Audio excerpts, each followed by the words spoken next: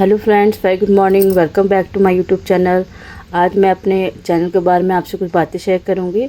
सबसे पहले thank you everyone. मेरे यूट्यूब पे 3000 सब्सक्राइबर कंप्लीट हो गए। ऐसे ही आप लोग सपोर्ट करते रहें। और दूसरी बात ये कि मुझे यूट्यूब पे वीडियो डालते हुए 5 साल हो गए। मैंने ये वीडियो बनाना लॉकडाउन में स्टार्ट किया था, तब से अब चल रहा है जर्नी।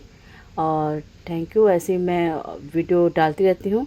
और एक और बात, मेरी शादी को भी 1 साल हो गए इस अप्रैल में, इसलिए बहुत कम टाइम मिलता है वीडियो बनाने के लिए। वैसे नहीं बना पाती हूँ डेली, पर फिर भी कोशिश करती हूँ जैसे मुझे टाइम मिले मैं आपके लिए वीडियो डालती रहूँ। तो आज की वीडियो में जो आपसे शेयर करने जा रही हूँ वो एक जो टॉपिक जो हमेशा आते हैं करंट किसी भी टीचिंग एग्ज़ाम में, कॉम्पिटिटिव एग्ज़ाम में, वो है जैसे कि ये फिट इंडिया पैक्ट एक्ट। ठीक है, ये भी लास्ट ईयर जब मैंने एग्ज़ाम दिया था उसमें भी ये क्वेश्चन आया था, फिट इंडिया एक्ट क्या है और ये कब लागू किया गया था, इसके बारे में। देखिए, जैसे मैंने आपको बताया है कि अभी जैसे शादी अभी हाल ही में 1 साल हो गए। और ये जो कंटेंट है मैंने इस डेट को लिखी थी जिसके लिए, लेकिन वीडियो मैं आज बना रही हूँ 1 जून को। ठीक, और फिट इंडिया एक्ट के बारे में हम चलो जानते हैं। फिट इंडिया एक्ट, इसको हम फिट इंडिया एक्ट ऑफ 1784 के नाम से भी जाने जाते हैं, और इसको east India company act of 1784। मेरे में जो क्वेश्चन आया था वो 1784 यानी कि कब लागू हुआ था इसके बारे में पूछा था। हालांकि ये जो भी एग्ज़ाम दिए थे मैं टीचिंग का, was an act of the parliament of great Britain. ये ग्रेट ब्रिटेन के पार्लियामेंट का एक एक्ट था।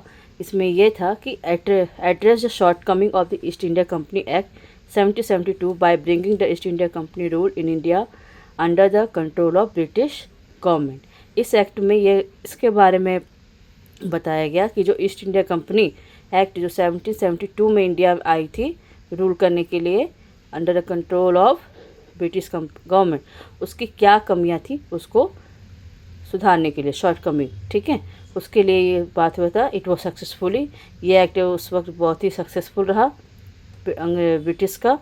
और the system to ensure dual control, ठीक, ताकि इसमें डुअल कंट्रोल की बात कही गई, यानी कि दोहरी शासन, जिसमें कि जो इंडिया के जो राजा थे या नवाब थे, बंगाल थे, वो नाम के शासक होते थे, पर सारी जो जिम्मेदारी, जो शक्तियाँ होती थी, जिम्मेदारी शक्तियाँ जो होती थी वो सारे अंग्रेज़ों के हाथों में होती थी, ब्रिटिश के।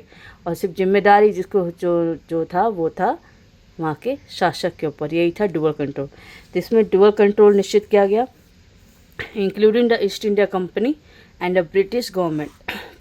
ठीक है, जो वहाँ पे जो कंपनी गई थी ब्रिटिश इंडिया की तरफ से, वो और साथ में ब्रिटिश गवर्नमेंट के बीच में ये निश्चित किया गया कि वहाँ पे रूल कौन करेगा। The British government will have complete control. अब यहाँ पे ईस्ट इंडिया कंपनी का नहीं बल्कि पूरा ब्रिटिश गवर्नमेंट का कंप्लीट कंट्रोल हो गया एडमिनिस्ट्रेशन के ऊपर। और जो भी इंडिया में कंपनी अफेयर्स थे उन सब पे इनका ब्रिटिश गवर्नमेंट का कंप्लीट कंट्रोल हो चुका। तो यही था आपका फिट इंडिया एक्ट, जो कि 1784 में आया था, कि जो ईस्ट इंडिया कंपनी से जो शॉर्ट कमिंग है, जो गलतियां हैं, उनको सुधारने के लिए। और ये काफ़ी सक्सेसफुल रहा उनका। ठीक, तो ये है मैं आज की वीडियो। ठीक, ऐसे ही आप लोग साथ बनाए रहें। मेरे यूट्यूब पे 5 साल भी हो गए और सब्सक्राइबर भी 3000 हो गए। ठीक है।